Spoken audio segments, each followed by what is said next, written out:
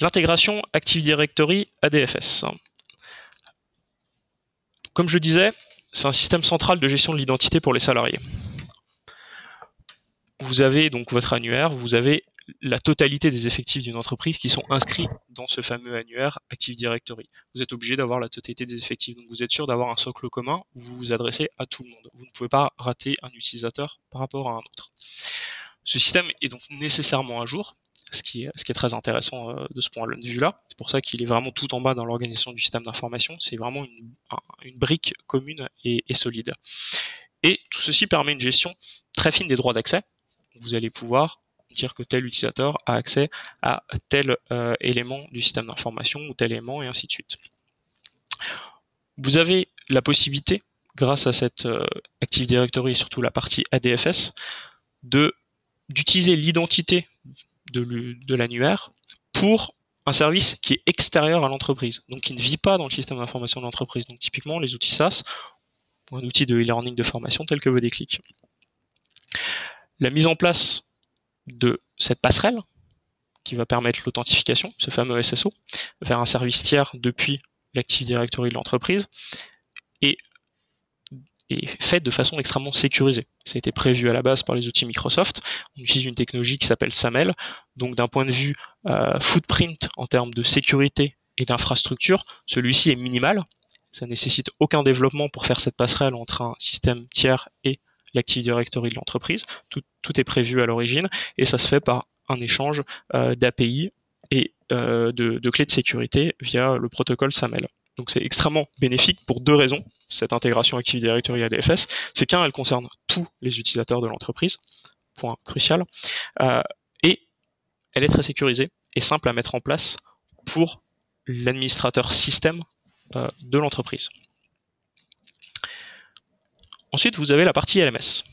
La partie LMS, donc, comme on avait vu sur le graphique, qui se situe beaucoup plus haut dans le système d'information de l'entreprise et qui n'est pas éventuellement présente. Quand on revient sur la partie Active Directory ADFS, 99% des organisations aujourd'hui ont un Active Directory et un ADFS. Donc c'est vraiment une brique commune à tout le monde. La partie LMS, on la rencontre en général plus sur des comptes de moyenne à grande taille, même si on a des exceptions et potentiellement les LMS se déploient de plus en plus sur des comptes plus petits. Le LMS a un certain nombre d'avantages. Premièrement, il centralise toutes les activités de formation. Donc, que vous ayez de la formation sur des langues, du management, de la sécurité ou de la bureautique, vous avez une centralisation de toutes ces activités de formation au sein d'un seul et même outil que votre responsable formation, la partie RH, va gérer. Et elle va être autonome dessus, sans avoir d'implication sur la DSI. L'avantage d'avoir un outil de centralisation de la formation, c'est très clairement d'avoir une consolidation de toutes ces activités, de savoir qu'est-ce qui a été fait sur tel type d'activité de formation, tel type d'activité, d'avoir cette information par utilisateur, par groupe d'utilisateurs, par niveau. C'est vraiment une gestion de la formation. Vous avez la consolidation donc, de ces fameux reporting, qui est essentiel. Vous pouvez gérer finement les droits d'accès aux formations par groupe. Et vous avez surtout un élément essentiel pour nous sur la partie intégration, qui est la technologie SCORM. Donc la technologie SCORM, ça va être la façon dont on va intégrer un provider externe, donc typiquement VDClick, qui va s'intégrer avec le LMS existant dans l'entreprise, peu importe quel est ce LMS. La norme, si on peut dire SCORM, permet de faire cette passerelle. On va voir que la norme SCORM, elle n'est pas très récente. Cependant, au fil des années, on a réussi à la détourner pour pouvoir s'adapter aux enjeux d'aujourd'hui qui n'étaient clairement pas ceux de hier quand la norme a été créée historiquement. L'intégration du LMS via SCORM. Donc déjà, pour bien comprendre quels sont les enjeux, il faut comprendre qu'est-ce qu'un module SCORM. Un module SCORM, c'est un fichier, c'est un document statique, ni plus ni moins. Ce document, ce qui est vraiment important de comprendre, c'est qu'il est statique. Donc, le fournisseur de contenu fournit au client ce document, ce fichier statique qui va pouvoir insérer dans son LMS et qui va permettre de faire cette fameuse intégration. Le problème, c'est qu'historiquement, le format SCORM a été mis en place il y a un peu plus de 10 ans, on était dans un monde qui était plutôt un monde de contenu sur étagère. Vous aviez du contenu qui s'intégrait dans le LMS, que ce soit des quiz, des vidéos animées et autres, s'intégraient directement dans le LMS, et donc ce fameux contenu était packagé au sein de ce module SCORM qui était statique. Donc le fournisseur de contenu fournissait son contenu en fait dans ce module SCORM. Le problème, c'est qu'aujourd'hui, on est plus dans un monde de contenu sur étagère, on arrive dans un monde de solutions de formation. Solution de formation veut dire que vous avez une mise à jour continuelle du contenu, vous avez toujours de nouveaux contenus qui apparaissent et ce contenu se met à jour. Vous avez une plateforme qui propose un certain nombre de fonctionnalités et vous avez, à travers toutes ces fonctionnalités, des choses que vous n'avez pas à disposition dans votre LMS. Le format SCORM, initialement, avait comme objectif de mettre du contenu au sein du LMS, mais pas d'étendre les fonctionnalités du LMS. Sauf que le LMS et la solution de formation sont en fait deux solutions différentes, et il est un petit peu illusoire d'imaginer que les deux vont pouvoir s'imbriquer totalement l'une dans l'autre. C'est deux solutions qui doivent dialoguer entre elles, mais d'un point de vue technologique, elles sont quand même séparées. C'est pour ça que c'est important de comprendre que le module SCORM, c'est un document statique. Alors qu'aujourd'hui, voilà, on vit dans un monde qui bouge, qui est dynamique, avec du nouveau contenu, des nouvelles fonctionnalités, des plateformes. Donc on arrive à un paradoxe entre cette norme SCORM et les solutions qui sont proposées aujourd'hui. Chez Vodéclic, mais on n'est pas les seuls acteurs sur le marché à avoir fait cette innovation-là, on garde le format de cette norme SCORM, qui a un avantage énorme, c'est qu'elle est comprise par tous les LMS du marché. Peu importe l'acteur, elle est comprise. Et elle a un autre avantage, c'est qu'elle se déploie, elle se met en place sans support informatique, sans DSI, et sans aucun développement. C'est vraiment plug and play, pour le coup. Donc, pour pouvoir un petit peu remanier cette norme SCORM et pour pouvoir l'adapter aux usages d'aujourd'hui, on a créé ce qu'on appelle un module SCORM Smart Shell. Donc en fait, c'est une coquille vide, comme la traduction le donne. Et cette coquille vide, elle prend tous les avantages de la norme SCORM, donc cette fameuse interconnexion avec le LMS très simple, et en fait, elle va enlever toute la partie statique qui ne nous intéresse pas. Donc, via ce module SCORM, on va permettre deux choses. La première, c'est de pouvoir faire ce fameux SSO entre le LMS et la solution de formation. Donc on récupère l'identité de l'utilisateur au sein du LMS, donc son identité quand il est sur sa plateforme LMS, et cette identité va être transférée automatiquement vers la solution de formation quand l'utilisateur va y accéder. Donc c'est absolument invisible pour lui, il n'a pas besoin de se réauthentifier, il y accède de façon transparente. Et le deuxième élément essentiel d'un LMS, ce qu'on disait tout à l'heure, c'était la consolidation de toutes les activités de formation, qui est un point forcément très très important pour tout ce qui est responsable de formation et RH. Donc on va bénéficier, on va garder ces fonctionnalités du format SCORM et on va permettre une remontée automatique de l'activité au sein de la solution de formation vers le LMS grâce au format et à la norme SCORM. Donc un utilisateur, quand il accède à la solution de formation Vodéclic, il va derrière avoir son reporting basé sur le temps passé, sa complétion ou son score à une évaluation, qui va être remonté automatiquement vers le LMS sans qu'il n'y ait rien eu à faire. Donc en fait, vous arrivez à mixer deux systèmes, le LMS, qui est extrêmement important et essentiel justement pour cette agrégation de tous les contenus. Cependant, vous ne dégradez pas l'expérience de l'utilisateur par l'intégration. Vous allez pouvoir bénéficier, votre utilisateur bénéficie de toute la puissance de la solution de formation qui est choisie et elle bénéficie de l'intégration intelligente avec ce format SCORM qui permet très simplement cette intégration via le SSO et via le reporting sans rien dégrader. Donc ça, c'est un point crucial. On vous montrera une démonstration tout à l'heure de qu'est-ce qu'on peut faire grâce à ces modules SCORM. Il y a beaucoup d'options et de possibilités derrière. J'imagine que c'est éventuellement un point qui peut poser un certain nombre de questions si vous utilisez des LMS chez vous. Donc je serais ravi d'y répondre. L'objectif d'une intégration chez Vodéclic. Donc on vient de voir la partie authentification via deux facettes qui sont l'Active Directory et le LMS, qui sont complémentaires ou dissociées. Ça dépend de la façon dont on les met en place. Elles peuvent très bien vivre séparément ou ensemble. On va se replacer un petit peu en arrière et regarder un petit peu l'objectif de cette intégration chez Vodéclic. Si on reprend les trois thèmes, on avait l'inscription des utilisateurs, l'authentification et la gestion du reporting. L'objectif de l'inscription des utilisateurs, le bénéfice qu'il y a derrière, c'est de pouvoir fournir des KPI sur la partie reporting ensuite. Donc, comme je disais, on peut avoir une population, et ce qui est intéressant dans cette population d'apprenants, c'est d'identifier qui travaille dans quel service, avec quel type de fonction, et ensuite, en fonction de leur activité, on va pouvoir fournir via le reporting ces fameuses KPI pour savoir effectivement quel est l'usage dans telle division ou sur tel type de métier. Vous allez pouvoir permettre aussi de faire de l'animation sur l'activité des apprenants.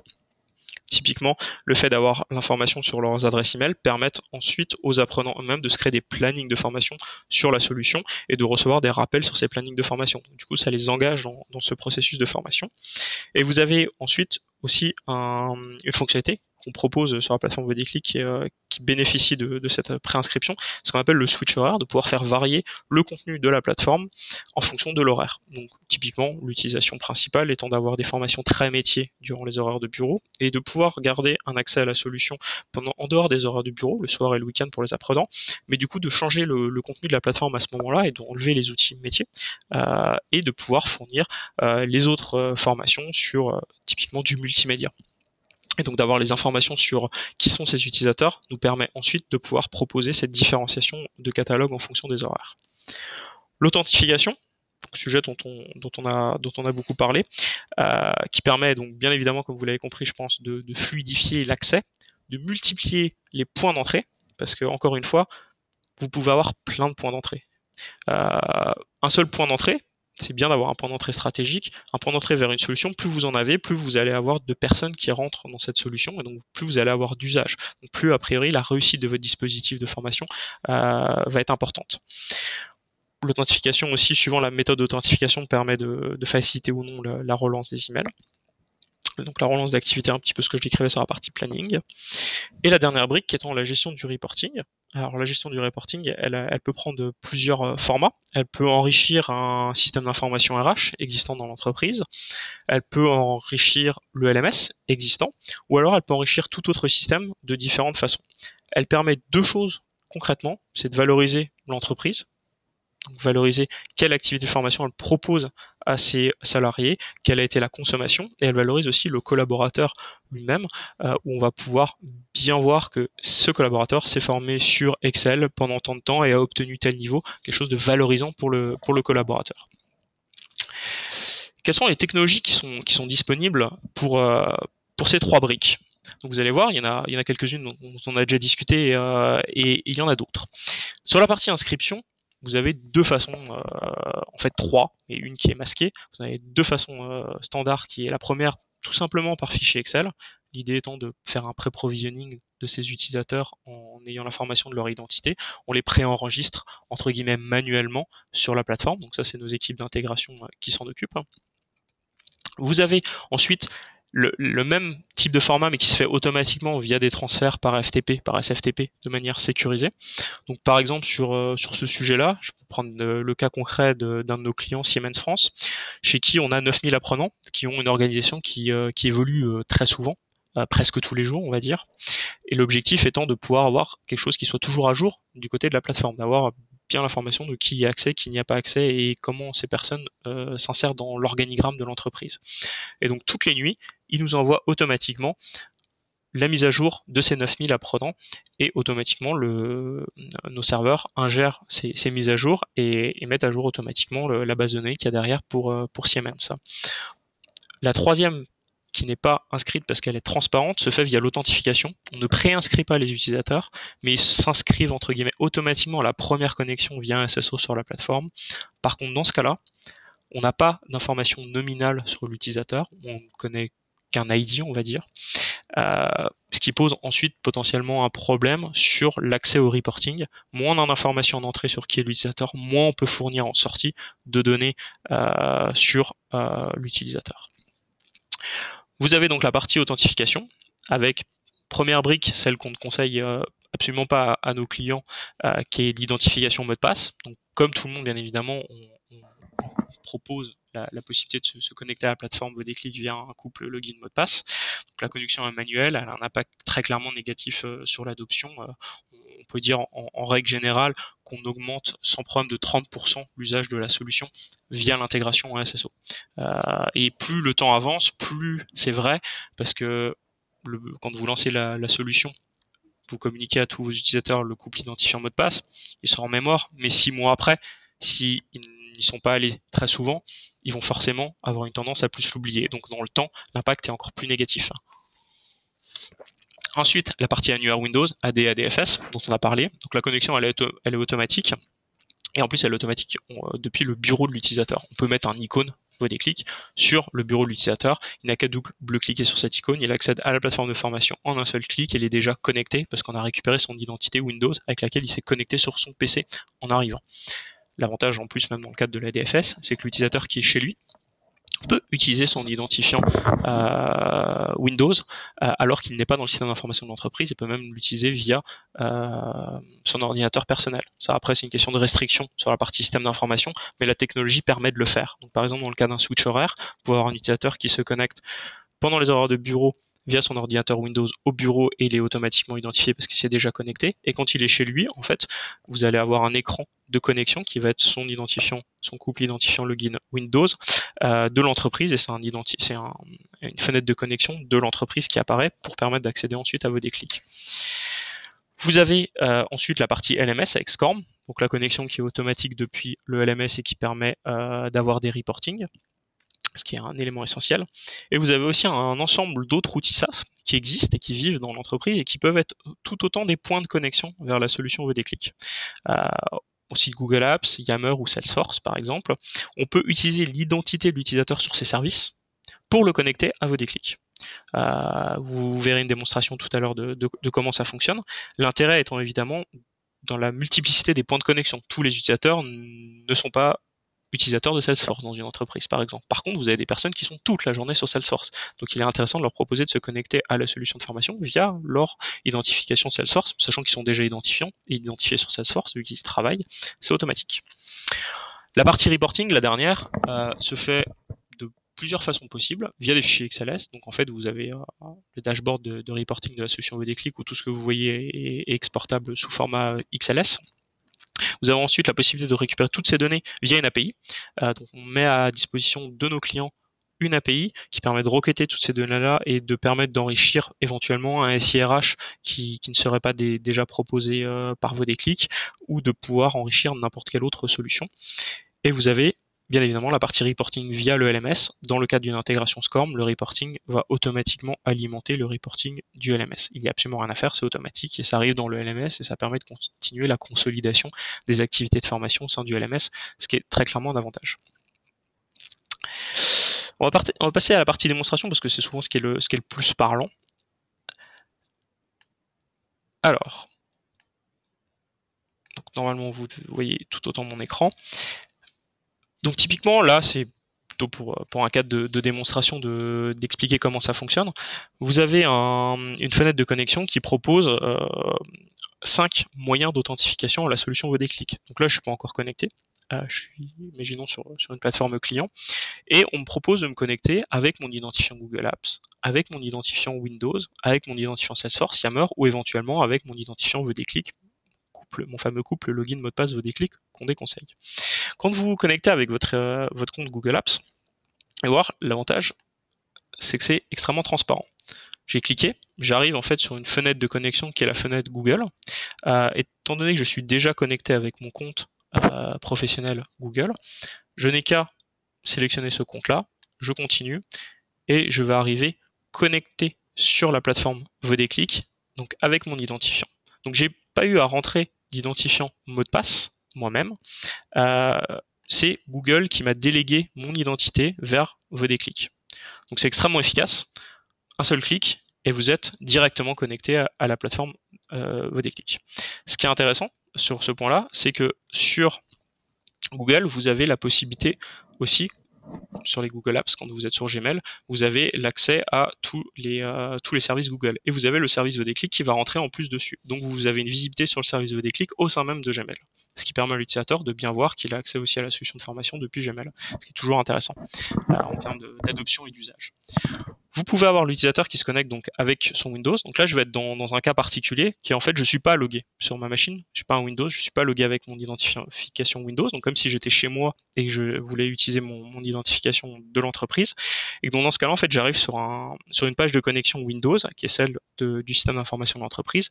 Et là, je n'ai plus qu'à utiliser les mêmes logins d'accès que je le ferai le matin quand j'ouvre ma machine Windows. Et voilà, le temps que je récupère mon login, voilà, c'est toujours le problème d'avoir des logins et des mots de passe, c'est qu'on s'en rappelle pas. C'est d'où l'objectif d'éviter cette friction. Alors, si j'ai bien rentré mon login et mon mot de passe, voilà, je suis identifié sur la plateforme Vodéclic. Donc, je me suis pas identifié au travers de Vodéclic, encore une fois. C'est pas Vodéclic qui m'a demandé un login mot de passe. Il a juste récupéré celui du système d'information de l'entreprise qui était basé sur l'Active Directory. Je vais me redéconnecter. Et vous avez la même chose donc avec Salesforce. Et vous allez voir que là, cette fois-ci, c'est Salesforce qui va me demander de me connecter. Je ne suis pas connecté à Salesforce parce que je ne l'utilisais pas. Mes forces commerciales qui sont connectées à Salesforce toute la journée sont déjà connectées, donc elles ne verraient même pas cet écran de connexion. Donc là, je vais me connecter avec l'identifiant d'un de mes collègues qui justement utilise Salesforce. Salesforce va valider mon authentification et va me rediriger vers la plateforme Vodéclic en étant toujours authentifié avec, cette fois-ci, donc Gabriel Morisson, sachant que c'est son identité que j'ai utilisée. Vous voyez bien la différence d'identité. L'intérêt, encore une fois, c'est que vous n'avez pas de login mot de passe Vodéclic à saisir et qu'en plus, si vous avez une stratégie de mot de passe sécurisé qui tourne, qui change régulièrement sur la base de l'identité que vous utilisez, que ce soit Google Apps, que ce soit Windows ou Salesforce, ce mot de passe ne va pas transiter vers Vodéclic et ce mot de passe va changer aussi. Donc d'un point de vue sécurité, c'est extrêmement fort. Et vous avez bien évidemment la même chose qui se passe avec Yammer, qui est le réseau social de l'entreprise. Vous pouvez mettre en place d'autres réseaux sociaux d'entreprise. Ce qui est intéressant avec Windows et Yammer, c'est potentiellement vous avez tous vos utilisateurs qui sont présents dessus. Ça, c'est la partie vraiment SSO hors LMS. Donc le cas le plus fréquent sur CSSO hors LMS, c'est le cas Windows. Très clairement, aujourd'hui, on encourage très fortement nos clients à mettre en place cette intégration avec Windows. Étant donné qu'on est au plus bas niveau du système d'information dans l'entreprise, on va permettre de mettre des icônes sur le bureau de l'utilisateur pour qu'il puisse se connecter à la solution Vodéclic très simplement. Le cas LMS, qui est un petit peu différent, donc on va prendre un cas très concret. On va arriver sur le LMS de L'Oréal. Donc L'Oréal propose à 60 000 de ses salariés dans le monde l'accès à un ensemble d'activités de formation au travers de son LMS, qui pour information est un LMS Cross Knowledge. Sur ce LMS-là, vous avez un ensemble de formations qui sont proposées. Ce qui nous intéresse, c'est de voir comment est-ce que les formations Vodéclic sont intégrées. Donc ce qu'on fait dans ce cadre-là, on fournit à L'Oréal tous nos modules de formation sous forme de fichiers de modules SCORM dans toutes les langues. Donc on leur propose un peu plus de 400 modules SCORM qui sont intégrés automatiquement sur la plateforme. Donc là on est vraiment sur la plateforme de L'Oréal. Intéressant par exemple si on regarde le module Excel 2010, donc le module en anglais. Donc vous avez un certain nombre de statistiques, ça c'est vraiment la mise en forme du LMS, c'est le LMS qui fait le choix de mettre en forme les données de cette façon-là. Nous on fournit un ensemble de métadonnées aux clients pour que l'intégration soit la plus réussie possible. C'est toujours un point essentiel. Une fois que l'utilisateur veut accéder, donc là je suis au sein du LMS du client avec mon module SCORM, quand je lance ce module SCORM, ce qui va se passer, c'est que la plateforme LMS va appeler la solution Vodéclic via ce fameux module SCORM Smart Shell et va m'identifier sur la plateforme Vodéclic de façon automatique. Donc je suis connecté sur la plateforme Vodéclic avec mon identité de mon LMS. Et j'ai une remontée de mes statistiques qui se fait automatiquement. J'ai ma progression, j'ai le temps que je passe, etc. qui va être updaté sur le LMS du client.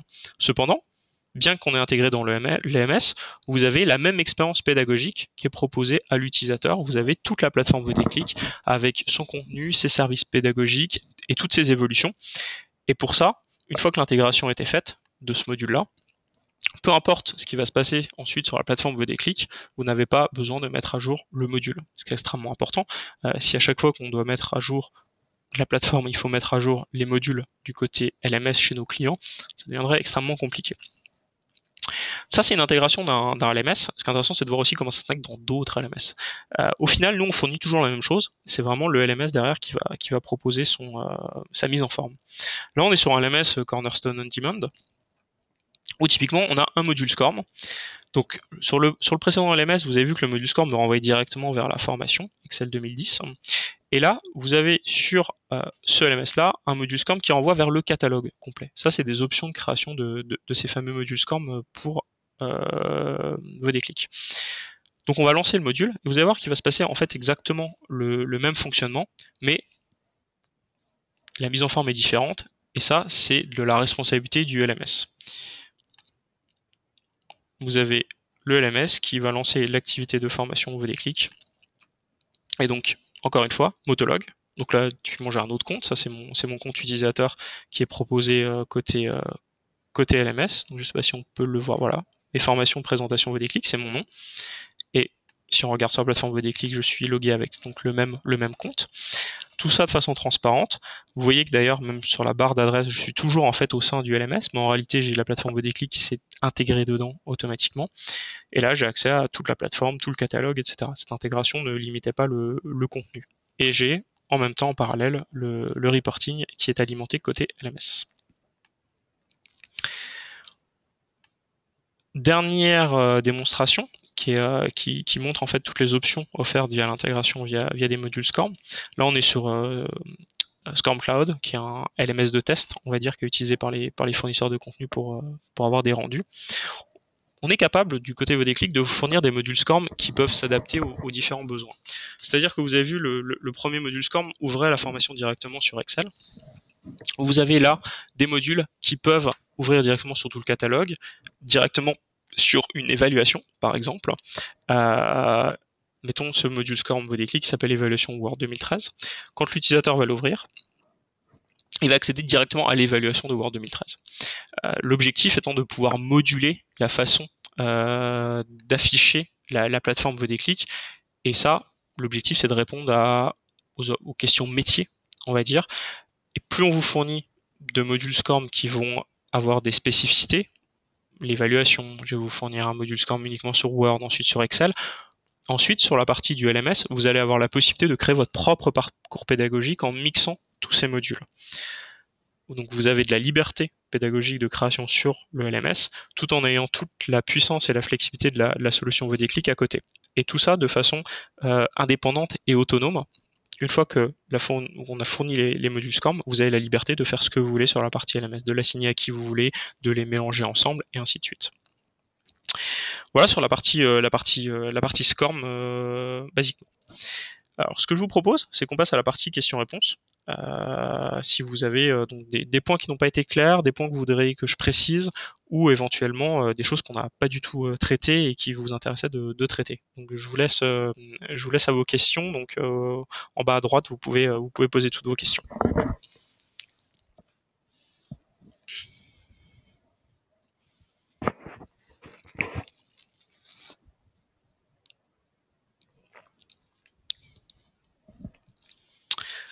Donc on a une première question qui concerne la remontée de l'activité en fait avec le module SCORM. Qu'est-ce que la plateforme va remonter via le module SCORM au sein du LMS en termes de reporting? Donc en fait c'est assez simple et basique pour le coup. C'est que la norme SCORM, donc on utilise des modules au format SCORM 1.2 qui permet d'avoir en fait un module qui fonctionne au travers de tous les LMS du marché sans distinction. Et cette norme-là nous permet de renvoyer 3 données, pas plus, 3 données, qui sont le score. Donc le score a une évaluation. Donc vous allez avoir un score qui va être remonté sur 100%. Vous aurez le dernier score passé par l'utilisateur à l'évaluation qui sera remonté à chaque fois. Donc qui outrepassera le score précédent, suivant les règles mises en place au sein du LMS. Ça peut éventuellement varier au sein du LMS. Vous avez ensuite une information de complétion. Donc la complétion, ça va être en fait au format de la norme SCORM 1.2, c'est ce qu'on décrit comme 0, 50 ou 100. C'est-à-dire un utilisateur n'a pas accédé au module de formation, un utilisateur a lancé le module de formation, ou un utilisateur a complété le module de formation. Donc ce qu'on appelle donc 0, l'état 0 à complétion au niveau 0, c'est qu'il ne l'a pas lancé. Complétion à l'état 50, ça veut dire qu'il a lancé le module, mais il ne l'a pas terminé. Et la complétion à 100%, c'est donc la notion de j'ai terminé le module de formation. Qu'est-ce qu'on appelle terminer chez Vodéclic? Aujourd'hui, on considère qu'un module, donc par exemple vous étiez sur la formation Word 2013, sera terminé quand vous aurez vu plus de 50% des contenus du catalogue sur Word 2013. Ce chiffre de 50%, nous, on l'a mis en place en fonction de retour d'expérience qu'on a chez nos clients. Cependant, on sait que suivant les besoins, ce chiffre est trop fort ou trop faible, tout dépend. Du coup, on propose à chacun de nos clients de pouvoir personnaliser ce pourcentage. Donc on a des clients qui vont jusqu'à 20%. Ils disent qu'au-delà de 20% fait sur un module, ils le considèrent comme étant terminé. Et on a des clients qui vont jusqu'à 70%. Ça dépend vraiment de la façon dont est prodiguée la formation et dont c'est communiqué. Si on prend un exemple rapide, par exemple sur Excel 2013, c'est plus de 180 modules. Il est difficile d'imaginer que tout le monde va faire les 180 modules, ça n'a pas vraiment de sens, surtout.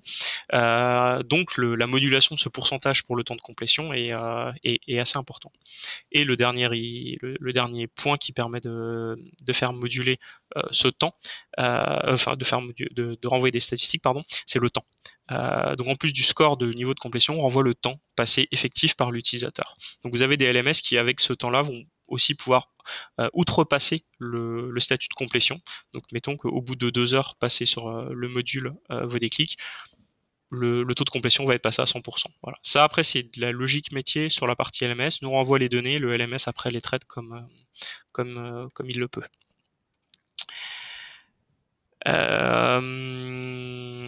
Alors, oui, donc on a une autre question là qui concerne le déploiement de la solution Vodéclic auprès de tiers sous l'étiquette de distributeur ou partenaire. Donc j'imagine que la question concerne en fait la marque blanche.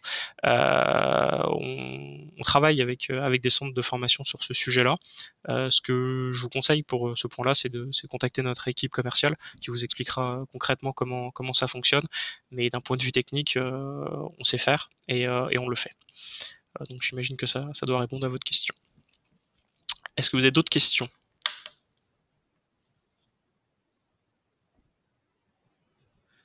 Ah, donc une question sur le comment dire. Comment est-ce qu'on peut intégrer plusieurs points d'accès à la solution Vodéclic? Alors, la réponse est oui, on peut intégrer plusieurs points d'accès à la solution Vodéclic. Comme vous l'avez vu au sein de la démonstration, j'ai intégré Yammer, Salesforce, Google Apps et Windows. Je me suis logué de 4 façons différentes à la solution Vodéclic. Donc là, on est clairement dans un cadre de démonstration. On n'imagine pas chez un client réellement avoir ce scénario où vous allez avoir 4 possibilités, 4 bases d'identité pour se loguer sur la plateforme de formation Vodéclic. On peut, donc dans la plupart des cas, on se base sur un,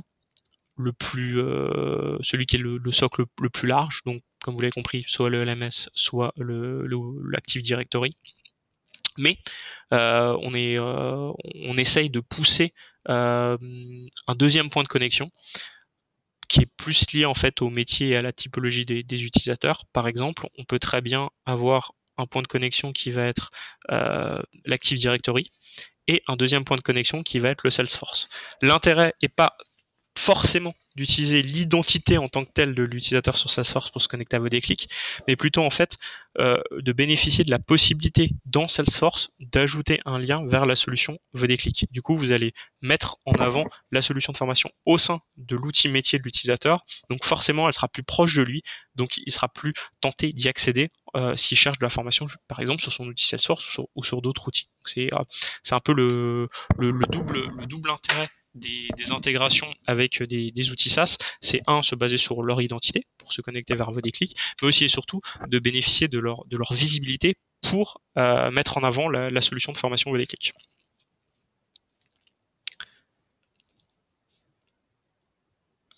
J'espère que j'ai bien répondu à la question. N'hésitez pas si c'est pas clair et que vous voulez plus de précision, hein, surtout.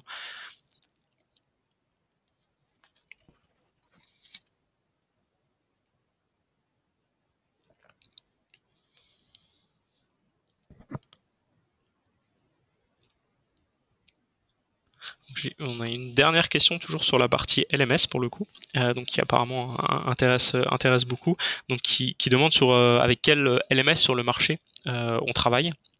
Alors la réponse est assez simple, on travaille avec tout le monde. La question n'est pas tant de savoir quel est le LMS qu'on a en face, mais en fait de savoir quel est le LMS qui est utilisé par le client. C'est-à-dire que nous, on ne traite pas forcément, et on les connaît, mais on n'essaie pas d'entretenir une relation privilégiée avec tel ou tel fournisseur de LMS. On est plutôt complètement agnostique sur ce sujet-là. Nous, on fournit des modules aux clients sous un format standard SCORM 1.2 qui va s'adapter à tous les LMS du marché. Donc concrètement, quels sont les LMS qu'on rencontre le plus souvent? Parce que bien évidemment sur le marché vous avez un certain nombre de LMS, on en rencontre certains plus que d'autres. Donc les plus communs, on va dire, avec qui on est intégré sont par exemple Cross Knowledge, comme vous l'avez vu sur la plateforme de L'Oréal. Nous avons Cornerstone On Demand, Moss par exemple, Idoceo, un acteur français, WPT, FutureSkill, et aussi sur des LMS open source type Moodle, où typiquement des clients sont plutôt sur la partie public, marché public, etc. sont plus friands. On s'intègre de façon totalement indépendante de qui est le provider en face. On s'intègre à tous ces LMS-là. Il y a tellement de LMS sur le marché que c'est clairement l'un des avantages de cette norme SCORM 1.2, c'est qu'on a une technique d'intégration qui est très très simple pour le client, très simple parce que très maîtrisée pour vos déclics et qui s'adapte à tous les besoins. Et si demain d'autres LMS arrivent sur le marché, de toute façon, ils sont obligés de fonctionner avec cette norme SCORM 1.2. Donc pour nous, c'est pas un challenge particulier d'avoir un LMS nouveau ou pas sur le marché ou chez un client qu'on n'aurait jamais rencontré.